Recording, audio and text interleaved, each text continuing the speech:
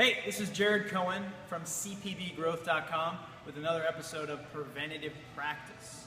As a coach, I'm always looking at how do I help provide, nurture, and uphold an environment for my clients to be most successful. How do I put them in the right position to then have them troubleshoot accordingly? I see a lot of people who are tight, they're stiff, and they're just kind of like looking for answers in a black hole. I made the joke in one of my earlier classes that people are just kind of like on the ground searching for some kind of rescue stretch. And so I want to show you today what I'm going to call the med ball mess around. So I have the med ball in front and my ab mat just behind, a little bit off to the side. Ab mat is going to be for my back knee, and this med ball is for my front leg. I want to have this med ball positioned so that I can rest my hamstring on it. First thing is, this shouldn't be super uncomfortable. If it is, we know, okay, hey, we found something that the value will be at the lowest hanging fruit of just spending time in this position. And then from here, you can decide how you want to mess around.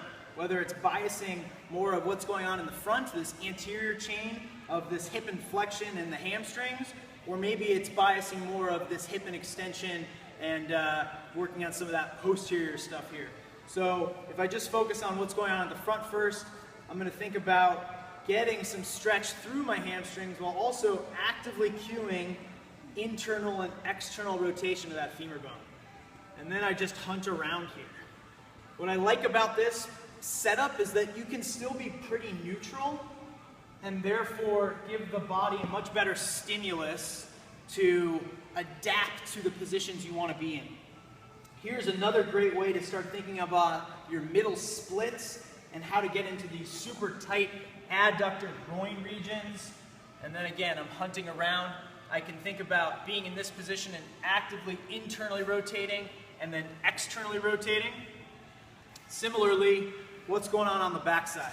Okay, so hip extension, stretching these hip flexors, I'm squeezing my butt, and then I can anchor back and forth, much like people have seen before with a couch stretch. I can start playing with this backside.